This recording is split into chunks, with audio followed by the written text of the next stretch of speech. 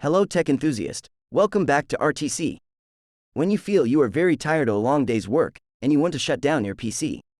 Sometimes it takes a few seconds or minutes to turn your computer. Well, the problem is solved. Here's a solution to that. Right-click with your mouse, anywhere on the desktop. Select New, a click shortcut. A new window will pop up. Here, you need to write on that shortcut. Type Shutdown --S --T 0 and click Next. Then here type a name for this shortcut. We will name it Shutdown. And click Finish.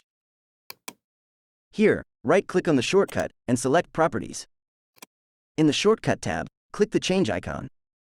A message will pop up, just click OK. Then here we will choose an icon for our shutdown shortcut. We will use this one. Then click OK. Now click Apply and OK. And we will drag this icon into our taskbar.